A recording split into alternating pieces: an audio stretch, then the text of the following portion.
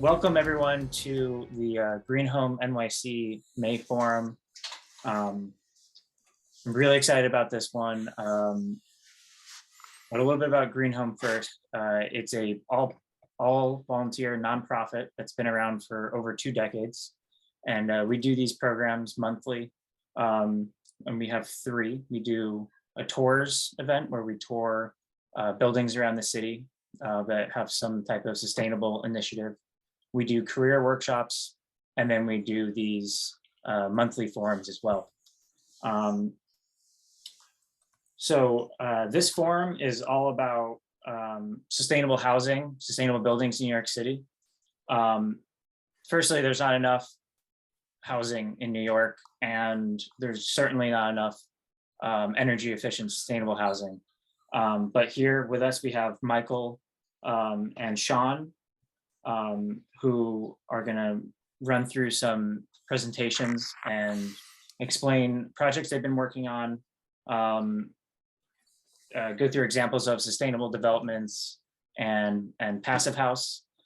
So it's going to be a really fun next hour and a half. So with that, Michael, take it away. Great, thanks, appreciate it. Hi, my name is Michael Ingui. I'll share my screen as I do this. Just let me know if you can see the screen. It's all good. Great. So I'm Michael Ingui from Baxtingwe Architects. I'm also the founder of the Passivhaus Accelerator. Baxtingwe Architects is a 20+ person firm that has both interiors and architects, a bunch of front office folks.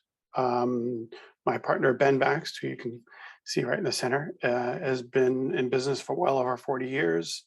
A lot of the people who have been with us for quite a while. And we do a lot of historic townhouses. We do lots of other projects all throughout the tri-state area. But we do a lot of historic townhouses as well. We have for quite a while. Passivhaus, which I'm here to talk about today, just happens to fit the type of projects that we work really, really well. These are just some of the Passivhaus projects that we've done in the Brooklyn area. These are all certified. Some of them are LEED Platinum, some of them are LEED Gold as well. Some of them are what's called Passive Plus, which is Passive Plus Renewable. Some of them are interfit, which means that it's a retrofit, which is using components as the Passivhaus. But to talk a little bit more about what Passivhaus is and why we do it. You know, these old houses, this is a beautiful house. It's a good example. Has, if you look at the gauge down here, 9 or 10 air changes per hour. Before we started doing work. So just to give you a sense of what you need to do with a Passivhaus, if you see that little vent right there, the Passivhaus for the entire building has to have 1 square foot or less of open air through cracks and crevices everywhere in the house, which is very difficult to do. So leaky houses, they're a real issue. And we'll start with leaky versus over-insulated, and you'll get a sense of what Passivhaus is and why we do it. Leaky houses, you know, we think about leaky houses through windows or through skylights. That's obvious. But you know, in a townhouse, you also have the stack effect right up the stair. It acts as a chimney, sucks that air in all day long. And if you don't have your window open, it's coming through the cracks and crevices. You might not want air or anything else to come through, like pollen and other things, bugs. This gets exasperated once we put our exhaust fans on. So if you've got a kitchen exhaust fan and you put it on high, or I've got a bathroom exhaust fan and it's letting out, like a typical bathroom exhaust fan lets out about 100 cubic feet per minute. So that's 100 cubic feet per minute. That's a lot of air that it lets out of the house. It has to come from somewhere. what goes out has to come in. So very often what's happening is that's coming through lots of cracks and crevices in the windows and everywhere else. Not only that, but a lot of our houses weren't really designed for what we had. I mean, this house didn't originally have this radiator. Right now, we've got issues where it's got cracked plaster through the crown with pipe that doesn't belong there. This is a bug raceway. This is all dirty, and you can see the dust from outside just kind of pouring in. But it's also just other things, just open pipes in the cellar. This is a gas boiler down where this was, and that's just kind of coming into the house. So it really creates an unhealthy situation. And then you get to see what happens when we take off the plaster as we're doing some of our work. So this particular house was getting some of its quote unquote fresh air from a flue of a neighboring building's chimney. And it had been doing it for years behind the plaster. This whole thing is a flue next door. So again, I put my exhaust fans on, or I've got my stack effect and it's pulling air in. You're not getting to choose where you get the air in. The air is coming through cracks and crevices. And there's nothing wrong with this. This is a floor joist in a house. Nothing wrong with this. Nothing wrong with this for the most part. This needs to have some pointing. It's separating a little bit. But they're leaky. And a lot of times you think it's through the draft of the windows.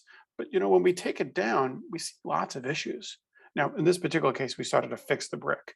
But on the side of that window, this was all open. Nothing really necessarily structurally wrong. And maybe they had some insulation stuffed in, but really this is just letting lots of stuff into your house. And this is where you're getting your quote unquote fresh air. You know, kind of continue on with that. So, but what's interesting about this is I think our clients understand this, but I don't think this is why people truly come to us wanting a passive house. And this is where we kind of talk about what a passive house is. And if I were to really go through the technical definitions, they'd be the 5 principles of passive house, but we never talk about it. I can't remember the last time I talked about this with a client, especially when I'm first walking through. But what I do talk about are the amenities of every single one of those principles, and everybody wants it. I walk through the old building with them and I say, listen, if you want your house sealed from all bugs and dust, or most bugs and dust, you know, I can seal it and we can get a passive house. And once we do that, we can choose where we want our filtered fresh air to come in. And I could put an ERV in if I do a passive house. And if I want to have a really quiet interior atmosphere where I don't hear street noise, I could do a passive house window. And I can get warm floors and warm, comfortable building. People never got past bugs and dust. People never got past fresh air or filtered fresh air. They didn't know they could have it. They didn't know it was a possibility. And once they do know it's a possibility, they're like, well, why doesn't everybody do that? And so it's an easy sell when you start to describe the amenities. I mean, who wouldn't want that? You know, I want the house with all the bugs and dust. You know, and nobody wants that. So once you know you can have it, everybody wants it. But the next question that comes up all the time is, you know, how much expense is it going to create? How difficult it is it? And I would say our first one, which is one of these houses, which is a great house. It's a LEED Platinum passive house, and it was a wonderful client. It was really difficult. It was horrible. It wasn't scalable. It's not what I would recommend to anybody. And it was because we were learning. It was because we were trying to figure it out. But really what we didn't have at the time was a systematic approach. And that's what I'll be talking about today. I'll be talking about how do we do passive houses, and what can you do as when you do a passive house.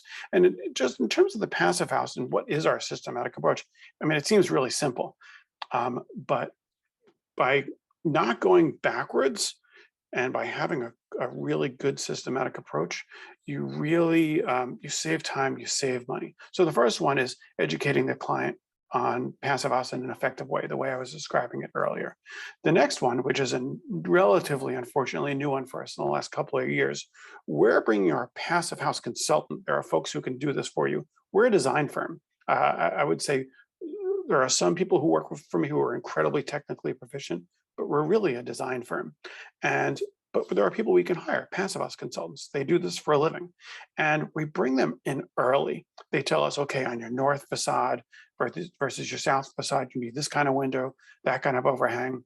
You know, these windows could be this big here, but not that big. And what's nice about that is I can go into my initial design meetings with that in mind.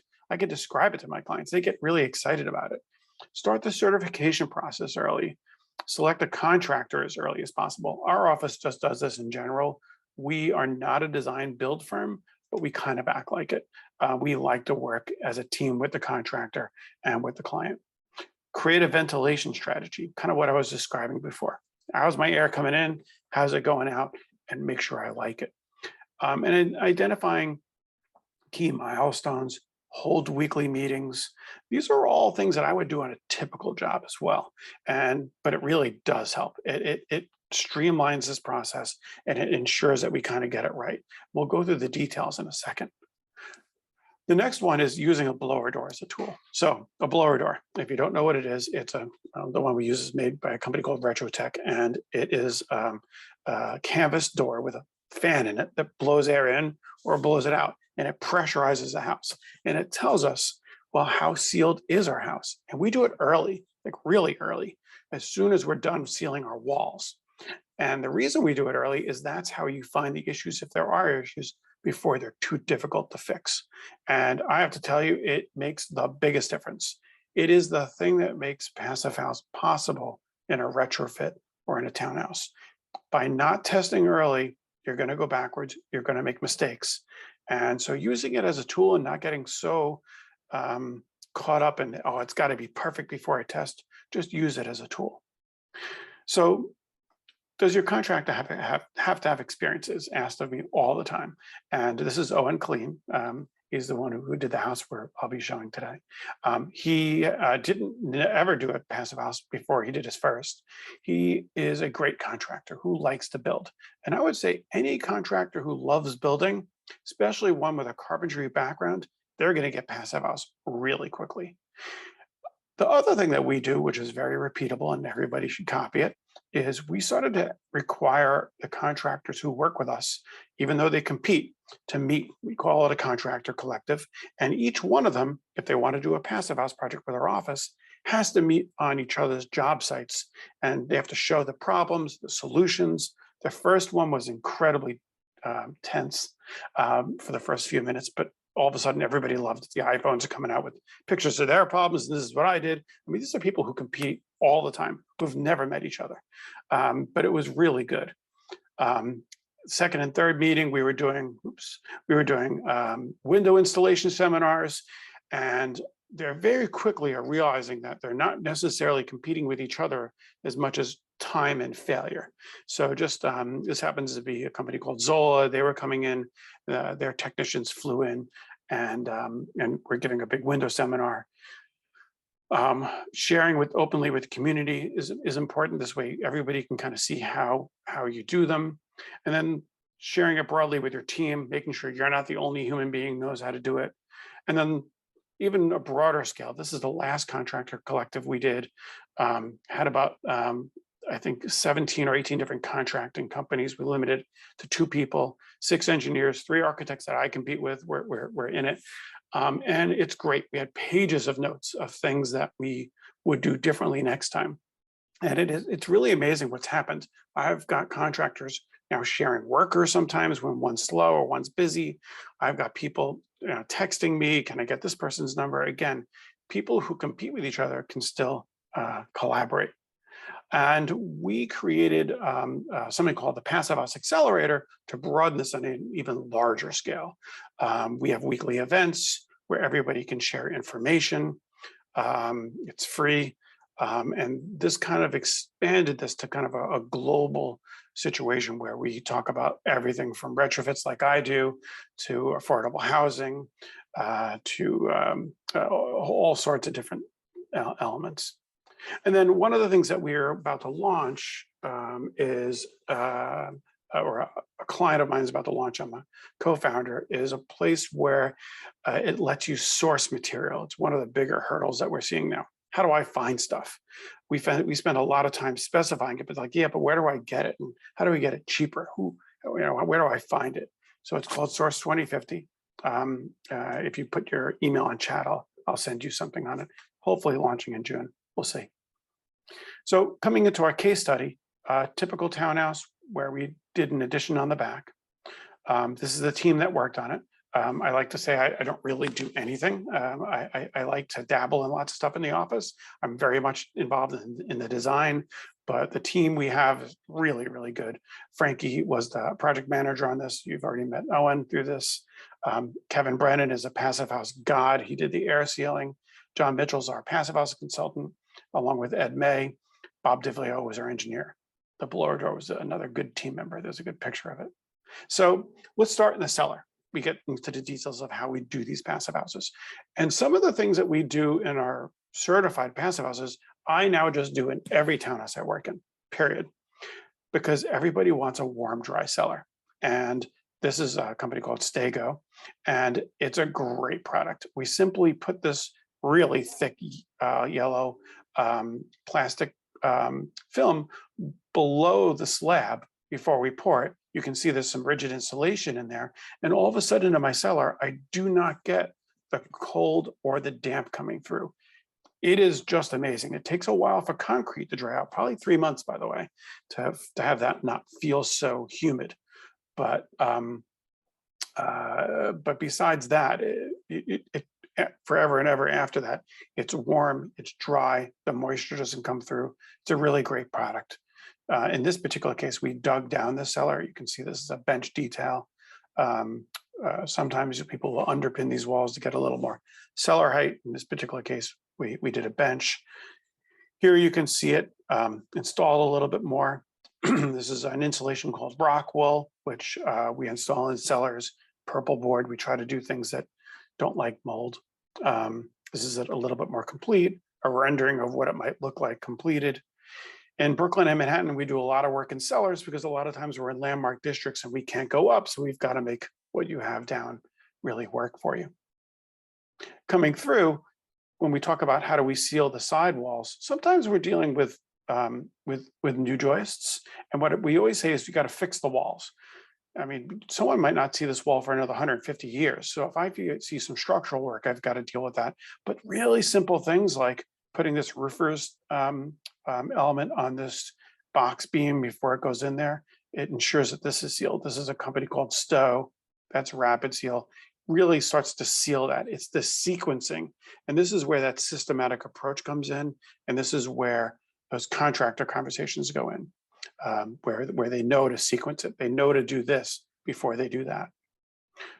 Talking a little bit about the front wall and fixing those front walls, pointing them, putting that that sealer on before I put my strap on, and then putting my sealer over that. As you can see here, in this particular case, they're using plywood as the front air barrier.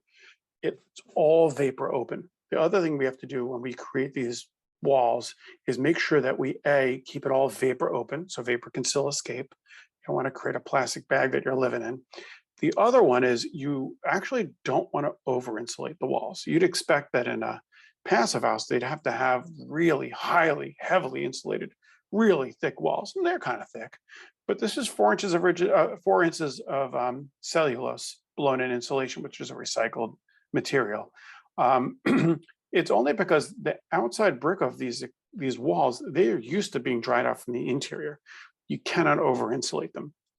The other thing I'd say, just coming back into how important it is to seal them, if you've ever worn a jacket or a flannel outside in the winter without a windbreaker, you realize just how horrible that is. But if you've ever only worn a windbreaker, you realize how nice that is. You've got to keep the wind out first, and then you can insulate. And it's amazing. And you can see this in lots of like really expensive running jackets and so forth. They're thin. They're thin because they solved it with the outer layer. The outer layer is breathable and it lets you have the insulation. Very similar to the front walls. Lots of ways of doing this. Just some more detailing, sequencing. We now know to do what's called a service cavity. That insulation is on the inside of this plywood. You can see they poke holes here and here and they blow that in. But what we also do is do a service cavity for electric and so forth. Otherwise, they'd be penetrating that barrier. And as you can imagine, you spend all this time trying to fix your outer layer and someone's penetrating it all over the place. Passive house windows. What's nice is we've got these simulated double hungs. The bottom part tilts or turns in. This is fixed, but Landmark now allows them, which is great. We try to keep them off the masonry walls as well, with insulation, barely kind of touching the masonry, really trying to keep these thermal bridges in check. Now, a thermal bridge, just like a coffee mug, it'll sweat, or glass with ice in it will sweat unless it's got some insulation in that mug, and all of a sudden it doesn't sweat. You really want to not have that cold to make it all the way through to the building. Here's that window installed or getting installed. Here's that modeling. So I've talked about this before, actually, before this. We really feel like the Passive House consultants and the programs they run these houses through, they de-risk homes for the architect and for the homeowner. We know if this works or not. They're running it through PHVP and some thermal modeling, 2 programs they're using. And we know if it worked or it didn't work. And it's really helpful. Here's some more of that installation. Looks like a typical window when you're done. And what's nice for us now is Landmarks allows these windows to happen without going to a public hearing, which is just fantastic. Just some more installation details. I won't go too far because I think I'm going too long, but you can start to see some of this installation as well. Again, they put this sealer on before they put the straps on. You can also see this front joist is pulled off the front wall by 1 layer of insulation. I would say 40% of the radiators in New York City are solving for the front joist that touches that wall. So think about it. I've got my 12-inch front wall. I've got my joist. I've got my floor. Cold goes through the wall, into the joist, into my subfloor. It's basically a cold radiator all winter. And the warm radiator has to counteract that. If you do nothing but pull that front joist off, you're in good shape. You can start to see that insulation right here. Just some more details of the same house. This is a back stairwell.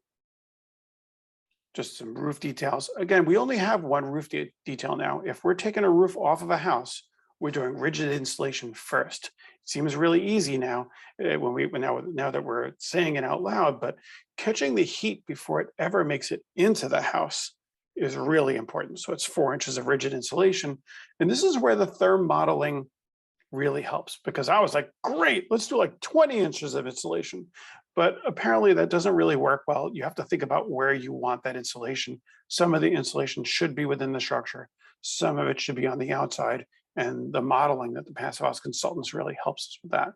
This is just some installation details. And this particular house happens to have solar as well. This particular house also is electric. A lot of our houses are all electric. I think this is a bit of a gateway to being electric, but what's happening now is people understand what air quality is. They don't want the carcinogens in the house, so then they want an electric house. But then we're saying, okay, well, if you want electric, you probably want to work on your envelope a little bit to make a more energy efficient house so it can operate well. The cool thing about a lot of the houses we're doing, they don't need heat in the winter. I used my heat like maybe 7 or 8 times last year.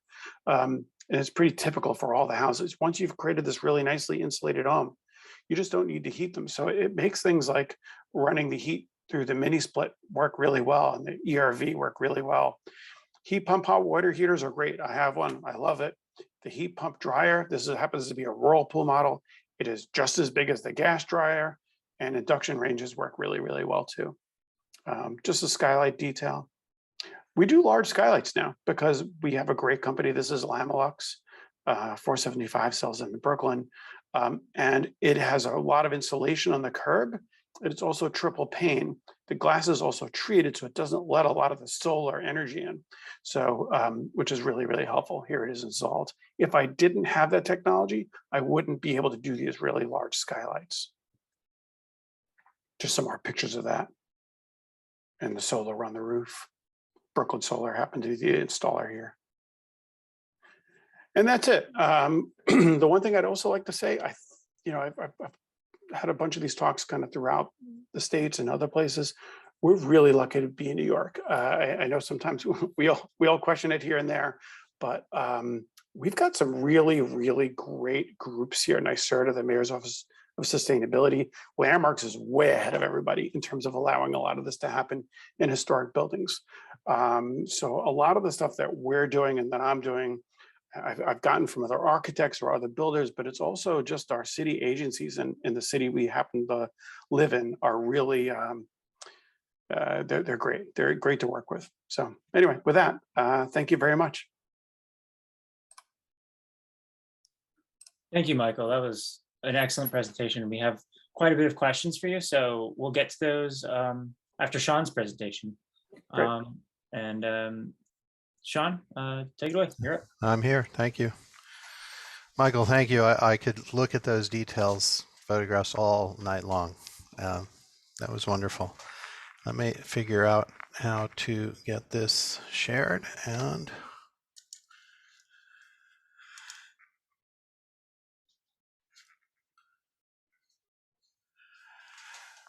so hi, I'm Sean Flynn from Curtis Ginsburg. A few things about us quickly. We've been in business about 30 years, and the number that I think I'll just emphasize tonight, because we're going to be looking at larger buildings, is that over those decades, we've been involved in about 20,000 units of housing, mostly here in New York City. Some of that's rehabilitation, renovation, and adaptation. Some of it's new construction buildings, new housing. Here, sorry, I have my screens misaligned. Give me 1 second while I do this.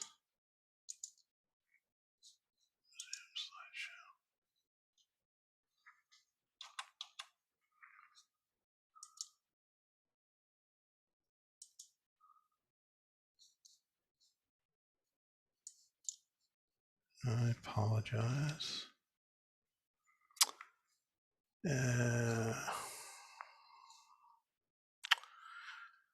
Okay. Let's see if that works.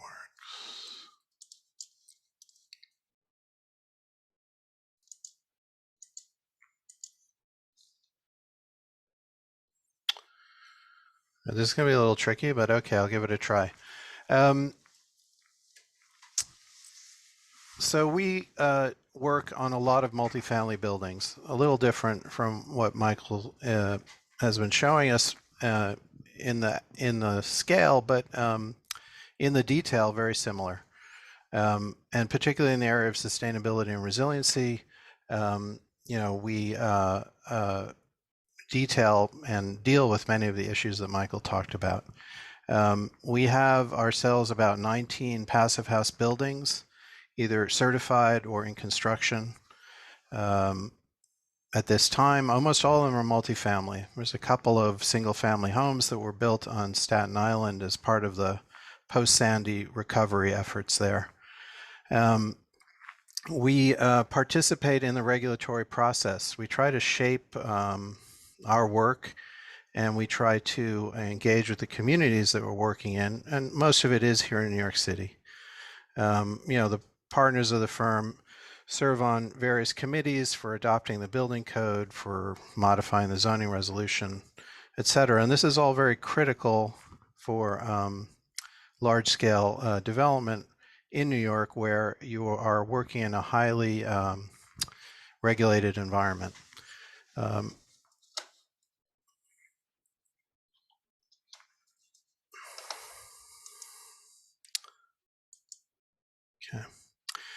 We also do a lot of resilient and sustainable infrastructure type work that isn't directly housing or is more engaged with sort of a bigger picture of resiliency. I'm going to touch on this in more detail later, but the building in the upper left is on Coney Island, and it is a resilient plant for public housing, containing boilers, et cetera.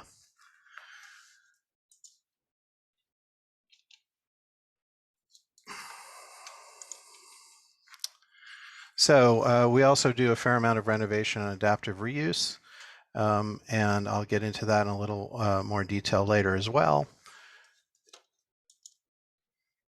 And as I mentioned, we have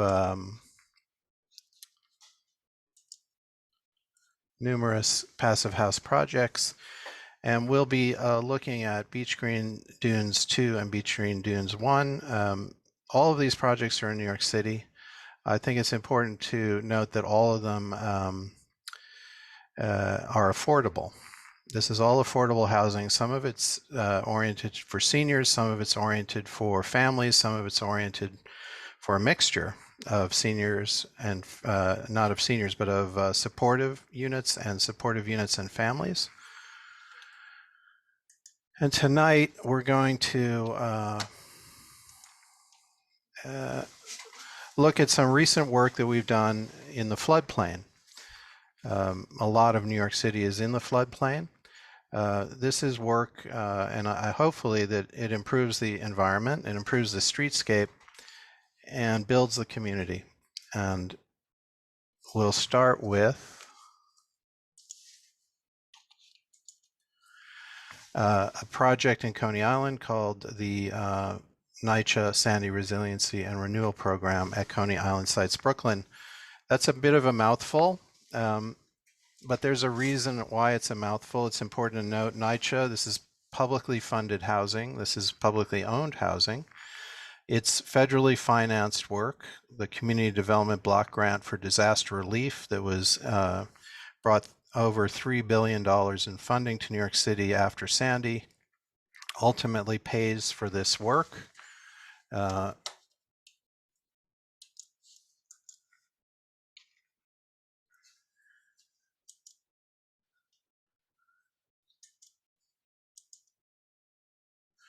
think we're all familiar with Coney Island. The site is in the dark green area in the center on the right. Where we are evaluating it for its improving its connections to the community, in addition to its pure resiliency, because real sustainability comes from breaking down the barriers between the public housing residents and the community that they're living in. I might just...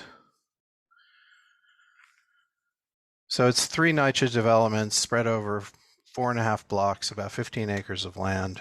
It's tower in the park typology, high-rise buildings from the mid-century.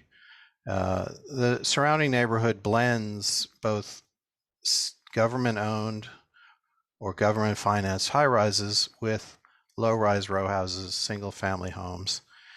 And on this side in the corner here on the left is the gated community of Seagate, which is all single-family homes.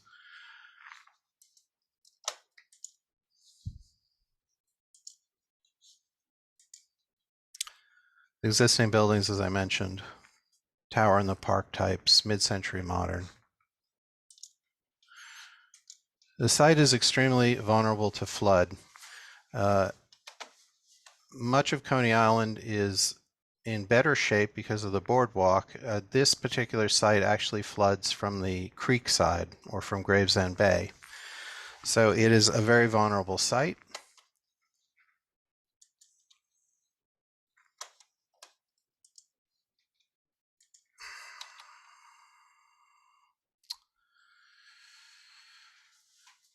And when we evaluated what we were going to do here, we were, as I mentioned, trying to find ways to connect the housing to the community around it. It's actually a terrific site in many ways if you're living there, in terms of park access, the weather, amenities, the ability to go shopping, etc.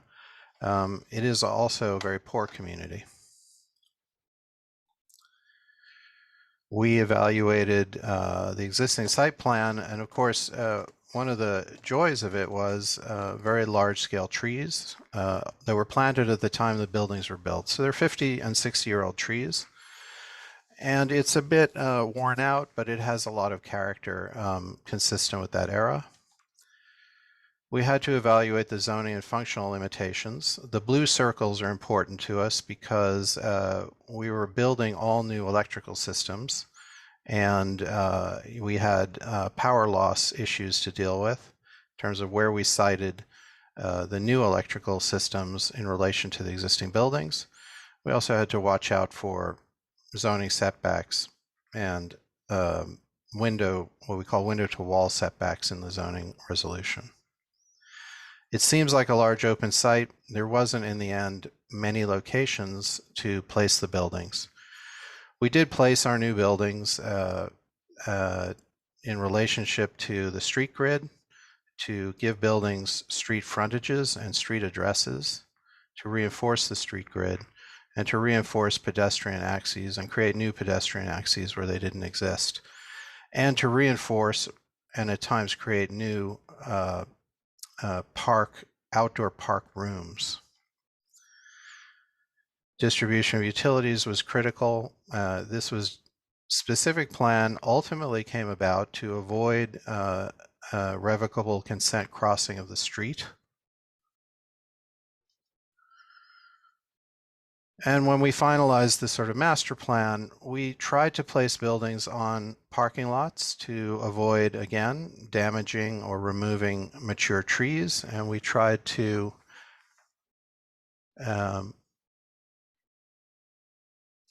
did my screen share break down?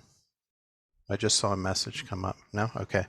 So we tried to retain as many trees as we could, while also creating new playgrounds and new play opportunities. And we even tried to break down the super blocks a little bit. And you can see the block on the upper right. We actually introduced a street between two housing developments, two residential buildings and a housing development, to see if we could give them a front door on a street. That ultimately did not happen. These developments lost everything in Sandy: boilers, electrical plant, everything. So our new proposal was to build buildings that elevate all of this work above sea level, but not just above the minimum amount above sea level, but to actually raise them up in the air so that we could take potential sea level through the year 2100. And we used the U.S. Army Corps of Engineers projections through the year 2100 for possible sea level rise. And we adopted them and then stacked up the impact of open wave action, which would occur once you reach that sea level rise. And we came up with a very substantial height above grade to locate these new services. So critical components like electrical devices, switches, generators, boilers, pumps, they're 14 feet up in the air in general. Fuel tanks are located on grade, but they are protected from flooding. And any pumps, there are certain pumps that have to be below the lowest point of the steam distribution. And they're underground, but again, they're isolated from flooding. So what you can see here is a progress photo. And what we're driving at is that those concrete areas at the base of the building, they flood and can flood almost to the height of the steel, the first level of steel that you're seeing on the floor above. There are some figures standing in that space that might give you a sense of scale. When flooded, the building becomes inaccessible, and so we actually have pathways to get into and out of it once it's completely submerged. Again, this is something that is forward-thinking to potential outcomes, worst-case outcomes in the year 2100, because we're trying to establish these buildings in such a way that they can maintain their ability to function or to recapture their ability to function and serve the community quickly, even in a worst case event, 50, 60, 70, 80 years down the road. For the existing buildings, we looked at a variety of ways to flood-proof them. The only system that ultimately made sense was to flood-proof them at the face of the building. So we hardened the face of the building so that they can take the pressure of the water without collapsing. And you can see the design, you can see the rebar that's being installed to back up the new brickwork at the base.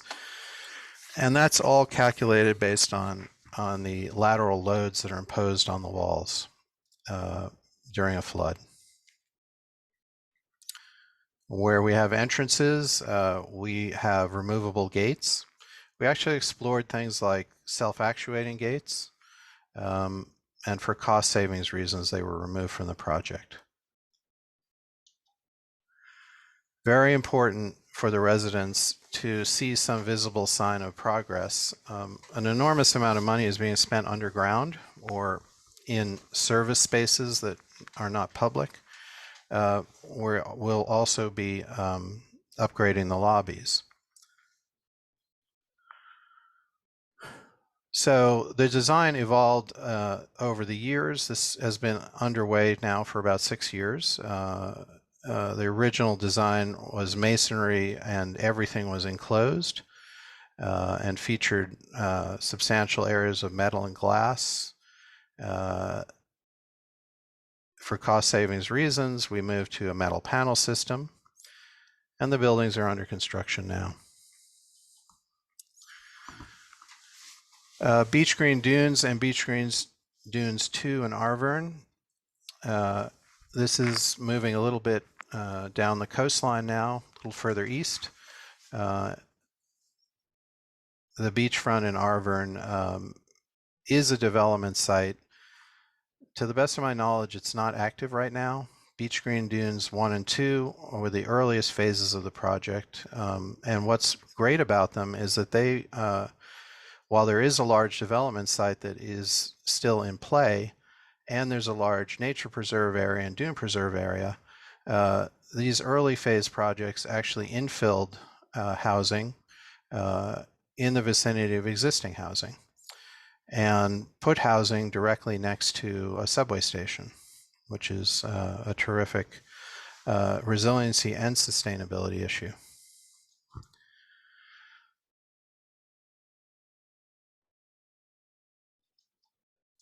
The buildings are side by side. They're built by 2 different developers, about 2 years apart. They take different approaches to their envelope and their systems, heating and cooling, etc., but are very similar in many other ways.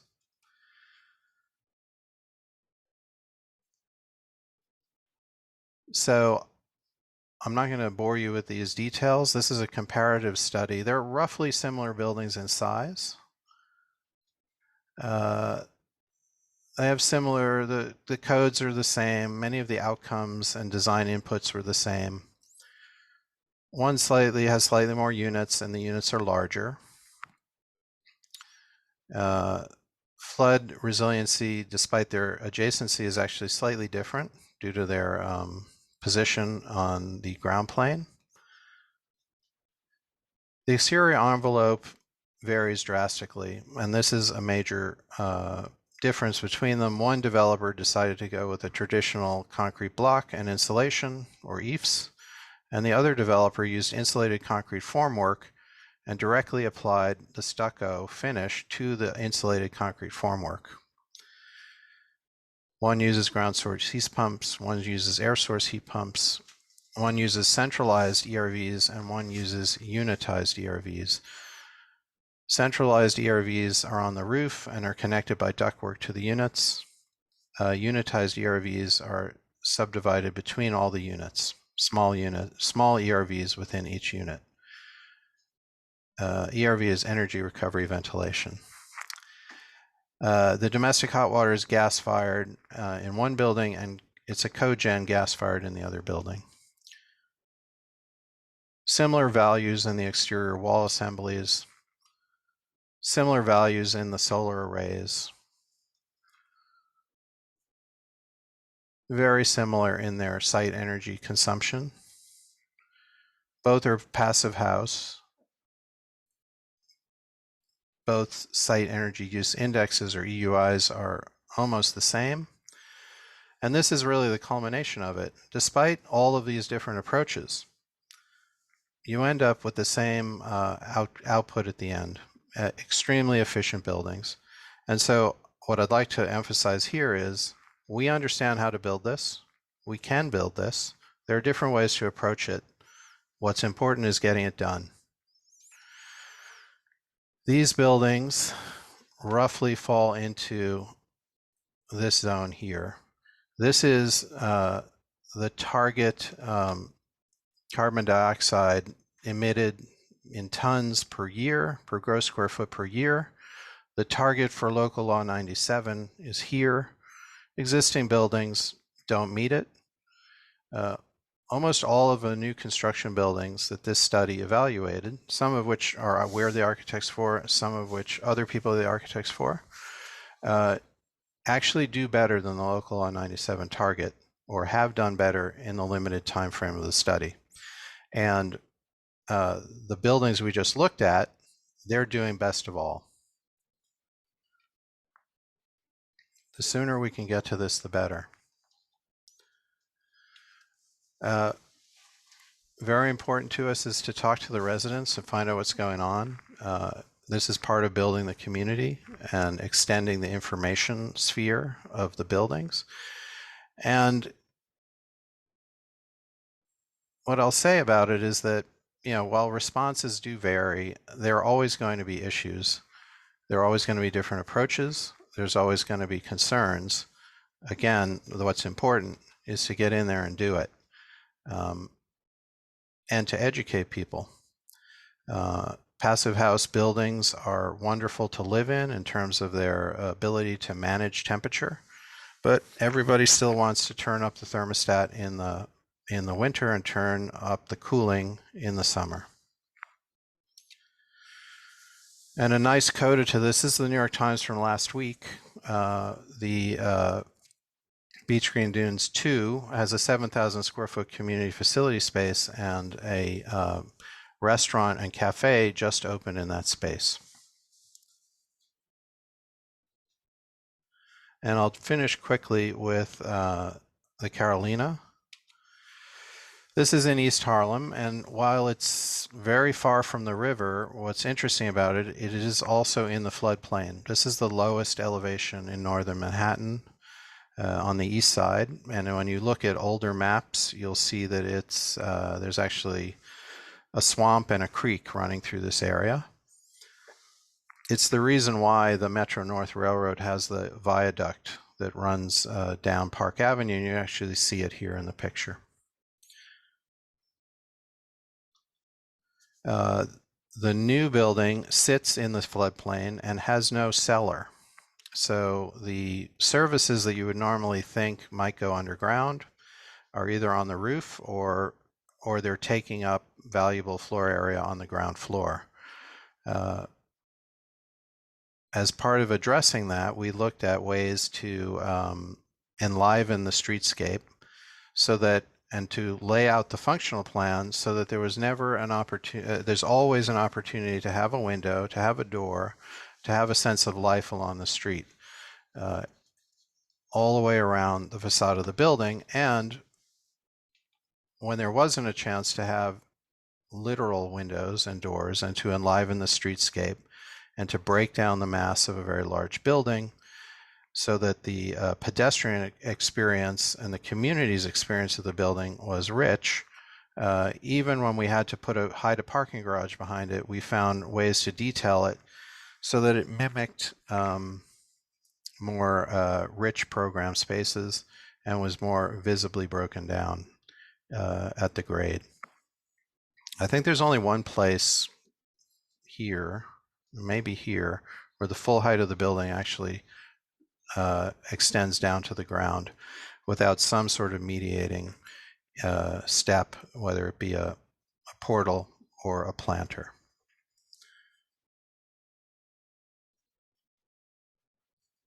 Thanks.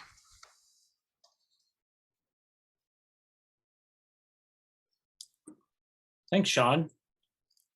That was really interesting. I had no idea that New York was already taking such drastic steps to flood-proof buildings, like to that degree.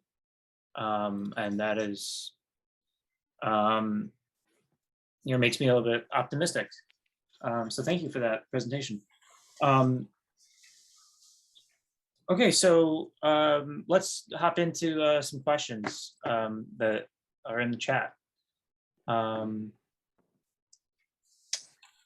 So this is going back to Michael's presentation. So a couple of them for Michael, and then I have a couple for Sean too. Someone asked if the cracks, when you were showing those row houses and there was lots of cracks in the foundation, was that necessarily degradation over time, or do you find that that's maybe just because buildings are built cheaply and poorly? Actually, I think they're built incredibly well. They're, the buildings are over 100 years old, and just like us, they have osteoporosis.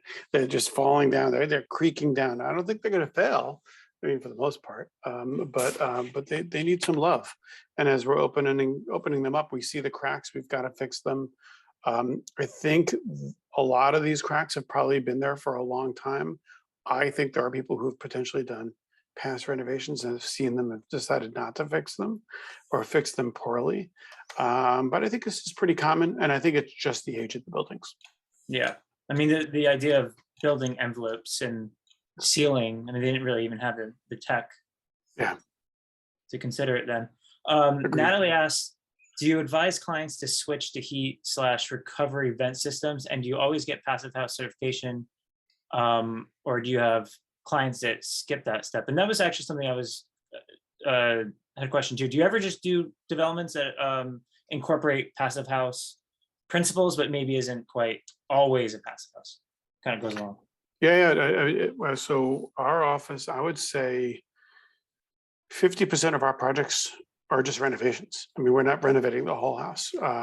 We like renovations a lot. On those houses, we're just doing as well as you can't unlearn the lessons. So once we know how to install a window properly, that's our window detail. Yeah, regardless of the quality of the window you're buying, we also know where to get great windows for not a lot of money. So we make sure that we're doing what we can.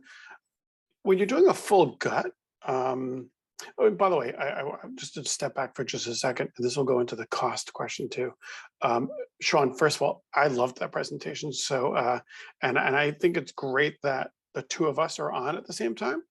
And I think you mentioned it perfectly. The cost can't come up anymore. And can you do it has to stop coming up. There are people doing it. Sean's doing it. They're being done. And they're being done cost neutral. It's being done cost neutral in New York. Pennsylvania Housing Authority has shown it. Massachusetts has shown it. So there are developers who are doing it cost neutral. It can get more expensive, and the cost benefit. So I mean, think about it. If you're renting your spaces, and you can charge for the heat, and you don't have to rent, and you don't have to heat a building, or barely have to heat a building. I mean, how quickly you're going to get the costs back?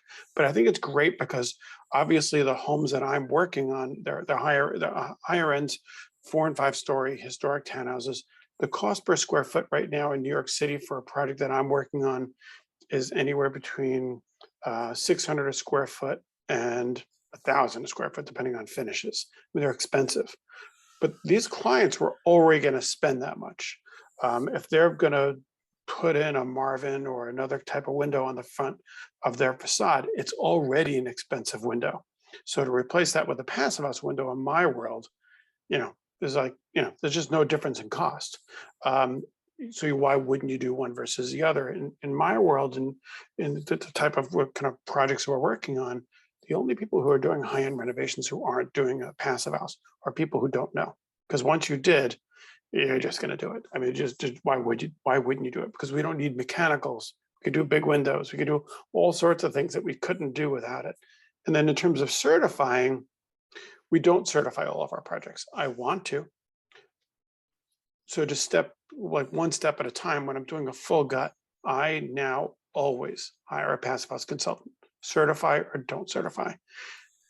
I think it's so important for them to run it through PHPP or WFI or whatever they're using. I think it's incredibly important to run it through the thermal bridging models. I'm not guessing anymore. If I'm the homeowner, I wouldn't want me guessing anymore either. There are programs out there that they're de-risking my design, and during construction, if we include the Passivhaus consultant with the contractor, they're de-risking the construction. So for not a lot of money, you can go right up to certification, meaning you're going to do everything you were going to do before certification and just not spend in the type of projects I work on. It's probably 5,000 or 6,000 to actually do the actual certification. But on all the projects we're working on, we're still using the blower door. We're still doing the final blower door, because if you don't know if you missed or not. I worked in a house very recently that is an incredible home with a great contractor who's done 6 passive houses. We did the final blower door test and he failed horribly. And this is a house where we've done great blower doors the whole time, using it as a tool. He's so pissed. I mean, we took, probably 5 hours trying to figure out where this was. One electrician in the front of the building had to run a wire and decided that they were going to drill through a place where they definitely need to get moisture. And that's where they put their wire, and that's where we were failing. And if we hadn't done the blower door, we use a smoke stick in it, and the smoke goes right to it. So it's not crazy hard to find it. And we sealed it. And without that, we were all thinking to ourselves, like, we'd finish this. It's going to be a horrible problem for that homeowner. They're going to never know how where it's coming from. So the positive to all the steps before the blower door, now that we know that we can do these things, it really de-risks it. So sorry, that was a very long answer, but hopefully helpful.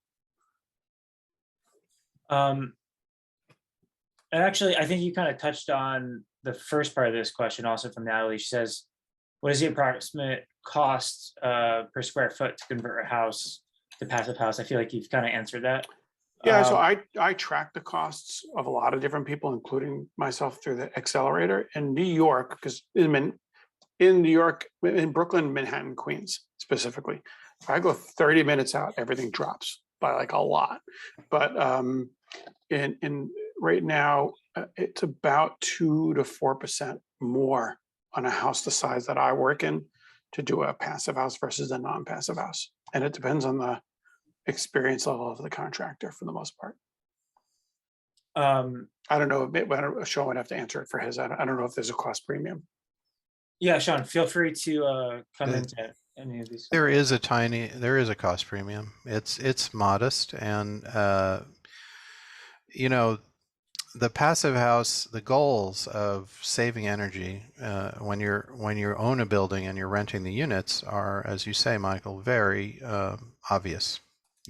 Owners, our clients are very interested in that, and we speak in the language of energy, right? Of creating an envelope that doesn't allow the energy in or out. Reducing the amount of energy, managing your plug loads, managing where it's coming from, when you need it, when does it peak, when does it not peak, off peak, etc. And they get it. They really get it. They're willing to pay that very minor premium, and I think that minor premium is actually coming down. I can't put a finger on it, but it is coming down. And again, these are all new construction buildings at a fairly large scale, so there is a definite scale advantage there. That possibly plays a role in that you wouldn't see those kind of advantages in a single family home or even a small multifamily. Too many inefficiencies there overall.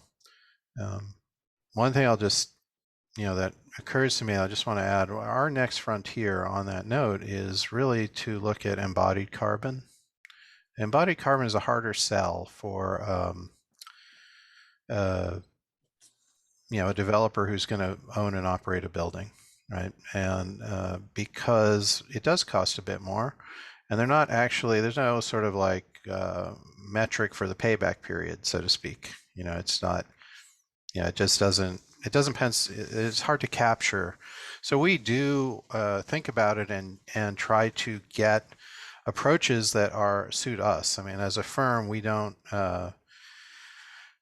will avoid the use of extruded polystyrene insulation, right? We'll use expanded, but we won't use extruded except underground, right?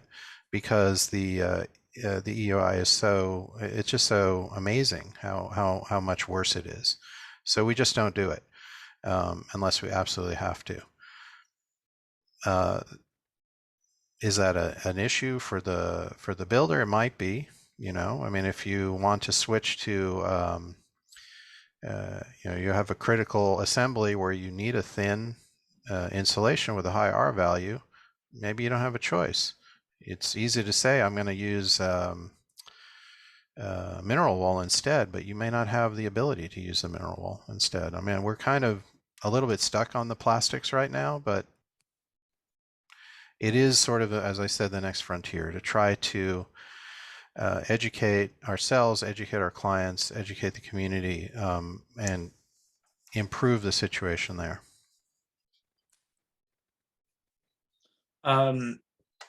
Sean, you mentioned that like Arvern East and the project development in Coney Island, I mean, or maybe it was just a Coney Island one that got funding from the Hurricane Sandy, like that federal fund.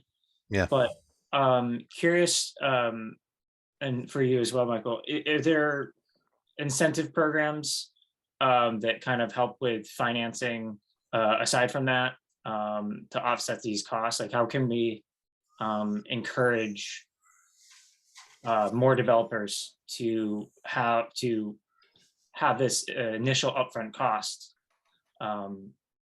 offsets would help? Yes, someone put it in chat already, but the New York City Accelerator is really a great resource.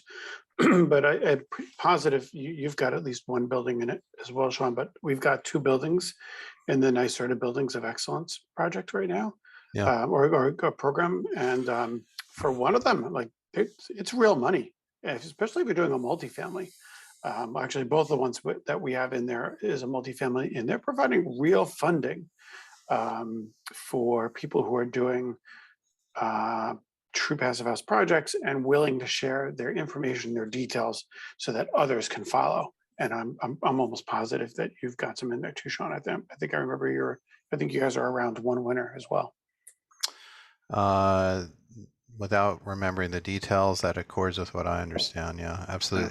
Yeah, there are programs, and Michael mentioned that we rely on our consultants in the energy consultants to provide a great deal of study, analysis, and information about that, and our clients do too. Something like a solar array could, be a high 6-figure number until you apply the credits that you'll get for installing the solar in the first place, and suddenly it drops to a modest 5-figure number. So I can't keep track of that stuff on a day-to-day basis. It is, and it's evolving. It changes over time, but it's definitely possible to do. All of the work that we do, the multifamily work, which is publicly or indirectly, but it's subsidized, well, funded by public money indirectly through low-income housing tax credits. It is highly regulated. We don't deal just with the building department. We have oversight from state agencies and city agencies like HPD, and we, are watching every penny, finding every loophole, and I won't call them a loophole, but every opportunity, for instance, to has to be found and exploited. The development finance side of the business, so to speak, is very interesting. It's not my forte per se, but we do everything we can, and we participate with the team to make sure that they leverage these opportunities. There is a lot of eyes on the project, a lot of oversight.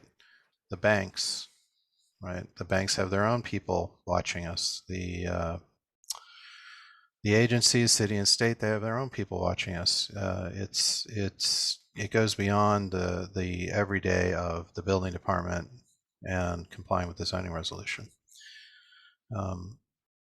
And in the case of a project like Coney Island, where it's federally funded, I assume somewhere lurking in the background are federal regulators who are looking at compliance too.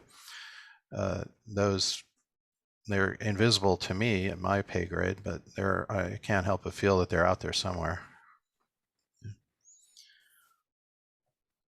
I saw on one of your pictures, Sean, you mentioned local law, sorry, you mentioned local law 97 briefly, and you had a picture of the letter grade. And as that comes more into effect in the next couple of years, but I was curious, since that was really announced, are there developers who or building owners who are now kind of realizing that, you know, the future is coming quicker than they anticipated? Is there an uptick in people kind of requesting um, their buildings to be refurbished with these passive house principles in like the last, say, like 4 years? I feel like the popularity is continuously increasing. I would say that, well, our business is moving away. I won't call it away, but is increasing overall and the area it's increasing in is in rehabilitation and refurbishment.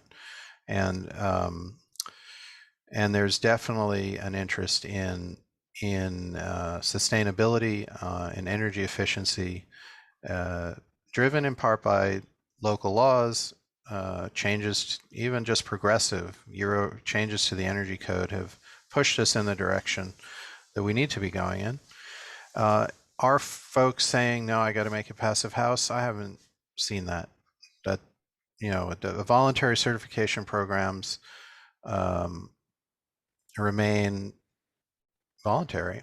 And, you know, as Michael said, not everybody, we have buildings where they could be passive house. We're just not going to get them certified. Or buildings where they could be LEED Gold. We're just not going to get them certified.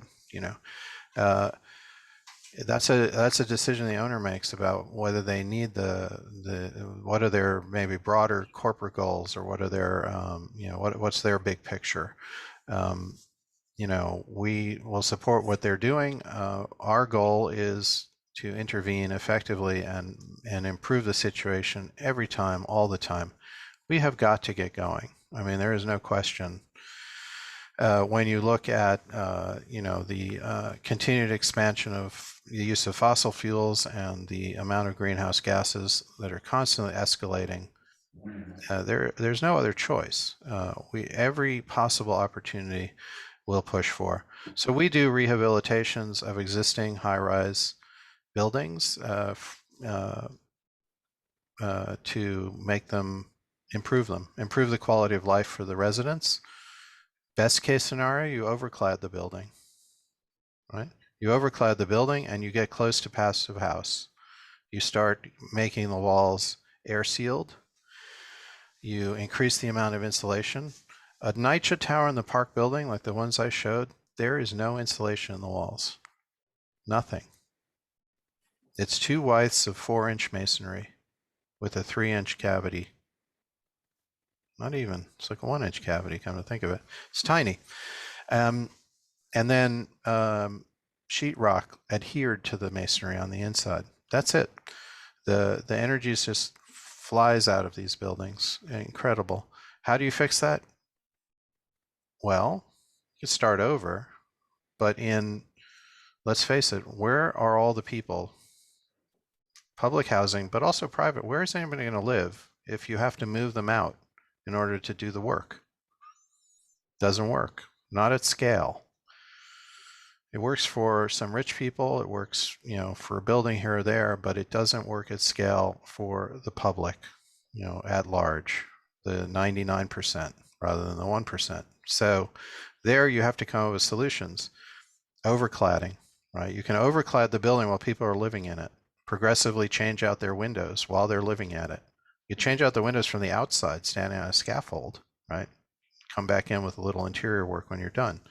Nycha is exploring putting in individual heat pumps that pop into windows, right, to replace the steam heating. But that's without insulating the building. It's still better to have an electric heat pump than it is to have steam heat. But the real win would be as if they overclad the building. Then you don't have such a big load on the heat pump, right? You just super efficient. So these things, we know how to do all of this stuff. we are in a service business and we're waiting for the phone to ring, but we're also trying to educate people, trying to share the information, create models, push the envelope where we can all the time. Cool. That was a good pun. Like push the envelope out with the overcladding. There you go. Yeah, Envelope, envelope. Victor asked a question about the what type of windows do you passive house windows do you like to work with? You mentioned the like European like tilt windows. Kind of going off his question too, like why are those so unpopular in the US? And what is it about double hung windows that it makes them so inefficient? Well, yeah, so the 2 or 3 companies that we've worked with, a lot of our projects are done by a company called Zola. We've also worked with a company called Icon and a company called Wiso. There are companies in the States that are building these windows now. You've got Wythe Windows in New Jersey, and a few other people who are starting to build them here.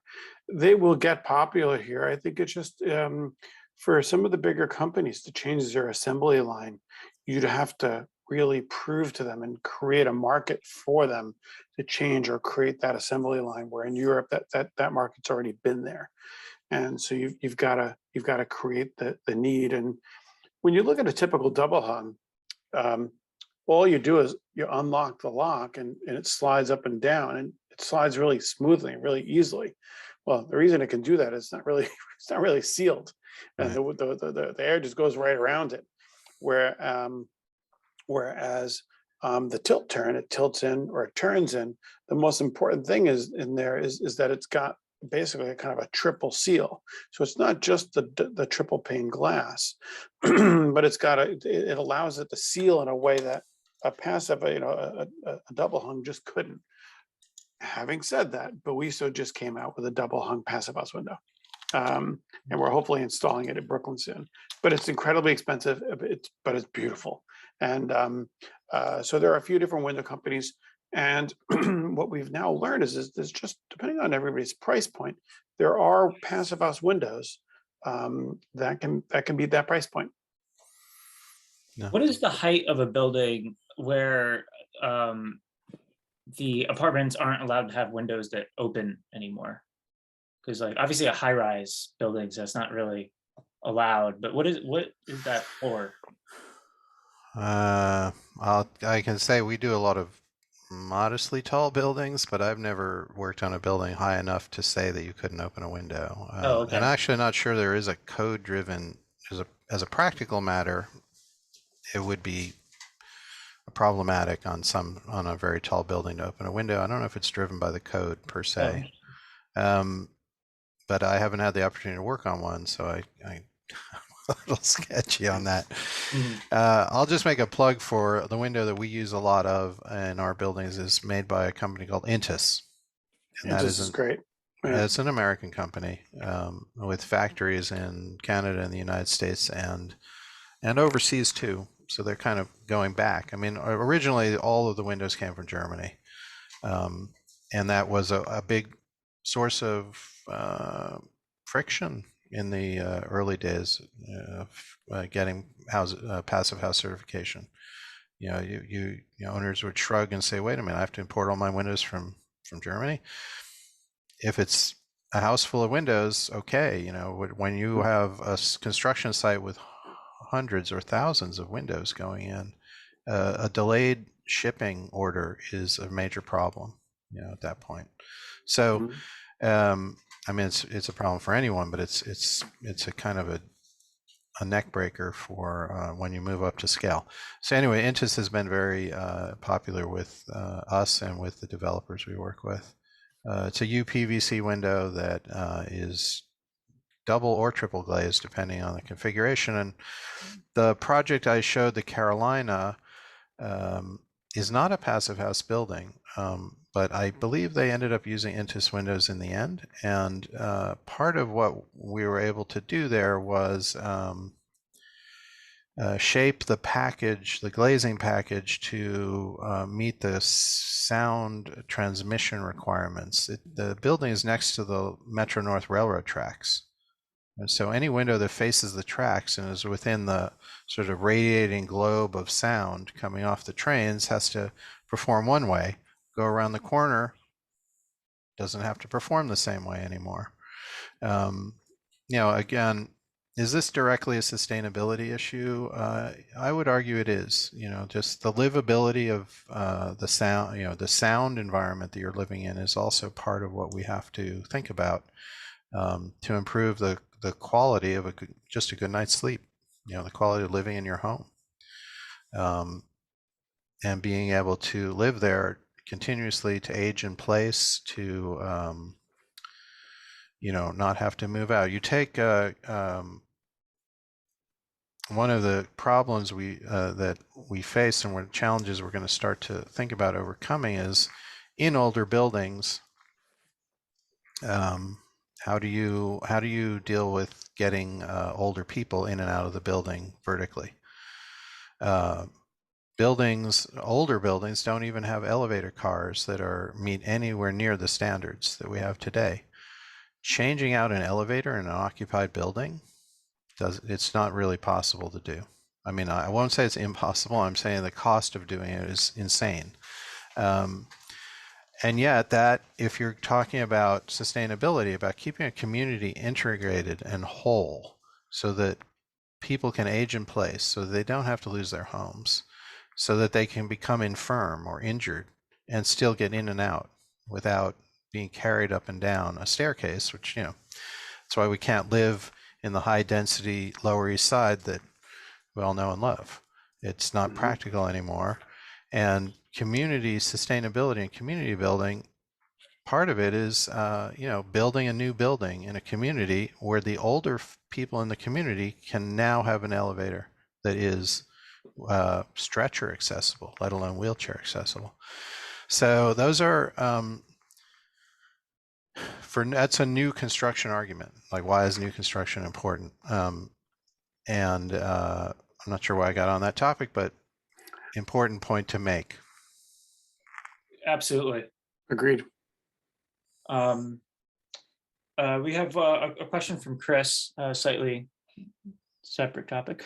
What advice would you give those building professionals, contractors, architects who are looking to become involved with passive house projects, or simply build to a higher building, or to a higher standard of building science? Well, depending on where they are and what they're doing. I mean, there's a lot of sites you can go to, like the Passivhaus Accelerator, and just get some free information every Wednesday. But there's also organizations like Building Energy Exchange that do the primer courses where you can just get a taste of it. And then finally, I have to tell you, I think a lot of people have really loved some of the certification trainings through either FIAS or PHI, or some of the builder training programs. I also think that, especially for the builder training programs, I think the need for highly skilled workers right now in this field is massive. And so we're kind of lucky in the tri-state area because there's a lot of groups who do these trainings. And so I think there's a lot out there. The accelerator is free. The trainings, obviously, that I'm describing aren't. And but I think there's a lot to learn out there. A lot of good resources. Okay, cool. I think that's pretty much all the questions that were asked in the chat. If there's anyone here that wants to turn on their camera, we have a couple more minutes. You can ask a question while we still got time. Or if you want to just introduce yourself to Michael and Sean too, like that's totally cool. You can open it up. Hey guys, I really enjoyed the presentation. Big fan of both you guys and what you're doing with the industry. And I just asked that question because I'm currently trying to switch jobs from just a standard construction management company. I went to school for architecture and wanted to learn how to build first before I entered into maybe an architecture firm, but got really frustrated lately with the lack of quality and building science that I'm seeing in the construction industry lately. And I'm looking to make a switch into Passive House. So I really enjoyed this presentation, and I look forward to seeing you guys more often. Cool. Thanks, and good meeting you. Same here. Cool. Anyone else? Victor, yeah, Victor. I've been waiting for you. Hi, Sean and Michael. It was very informative. My name is Victor Sanchez from Cypress Green Construction. I'm a New York City-based general contractor and landmark restoration contractor. So Michael, we work on a lot of townhouses for 35 years. So, and I've been trying to take my business in a more green direction. So I'm very interested in seeing if we could connect offline to see if I could go to one of your contractor forums or learn a little more to potentially try to get an opportunity on those type of projects. Cool. Yeah, especially if you're already doing historic work along with that. Yeah, feel free to contact me. That'd be great. Yeah, and we also do window installation. So we do interior and exterior. It's kind of unique about us. But thanks for all the information. Well, thanks. By the way, I would say, because I'm in lots of conversations, I feel like just having a really highly qualified contractor who doesn't mind just doing high performance window installations is so needed in such a large scale right now. I have a number of window companies who cannot find installers. So just contact me. I'll put you in touch with people. Yeah. The willingness to dig into the air sealing around a window is, critical to the success of a passive house project. Yep. It's not like falling off a log, and you've got to really focus and get it right. We emphasize, and Michael, I'd be curious to know what you do. We emphasize mock-ups. Right? We'll build walls on the site with every component of the wall, freestanding mock-up, 10 feet high, 15 feet long, fully finished with brick, caulk, windows, all the components of a wall assembly. So we can discuss it, so we can look at how it's being put together, so we can, so we can be sure that the folks who are putting those windows in are putting them in a way that's going to pass a blower door test, and more importantly, actually provide the home that the folks who are moving in need. Yeah, I know at our scale, sometimes it's just installing one window with everybody there, or sometimes we're right now lucky enough where we have another project going on. So that whole team goes and meets on the contractor site and we review the whole window installation, which I know it sounds crazy that the contractors are letting each other do it, but they like it because they know that the next time they're going to their site. So we do it both ways. But yeah, on a large scale, mock-ups are the only way. I think you're right. It shows so many things that you'd want to see in the mock-up and not when you're too far down the road. Yeah, I think you're 100% correct. Hi, Michael. Hello. John. I just wanted to thank you for such a wonderful presentations today. And I want to introduce myself. So I'm studying sustainability, and I focus. I'm in my final year, and I'm working on my capstone research project. And I'm trying to shape a thesis statement. And I did a lot of research, and I think I want to do it on single family homes. And like things like blow door tests or leaking air leaks or thermal breaches is something that was somewhat new to me when I started this journey. But I don't know if it's okay. I would like to reach out to you after this for maybe some data for my research project. That would be wonderful. Yeah, we've been in touch with a few students who are doing that in the past and be happy to do it again. And if possible, we even have a few sites open that you could visit. So we could talk about that. Great, thank you. All right, so it's 8 o'clock now. I'm gonna wrap up here. Just want to really thank Michael and Sean for their time. Blown away by these presentations. I think the Arvern East development is, it seems to me like that could be like a blueprint for the rest of this city. With it kind of touches on in the micro building science that Michael was going over, and then it touched on more of the larger scale developments, but it incorporates in the description of then like all facets of city living. Has the transportation, it has the passive house, it's a community built from the ground up. So I really enjoyed that presentation and all other parts of it. So with that, this was a Green Home NYC forum. Please check out the website, subscribe to our newsletter. We do these forums about every month or so. So I hope to see you in the future. And good night, everyone. Thanks for coming. Thank you. Thank you, Harris. Bye, guys. Thank you. Good night.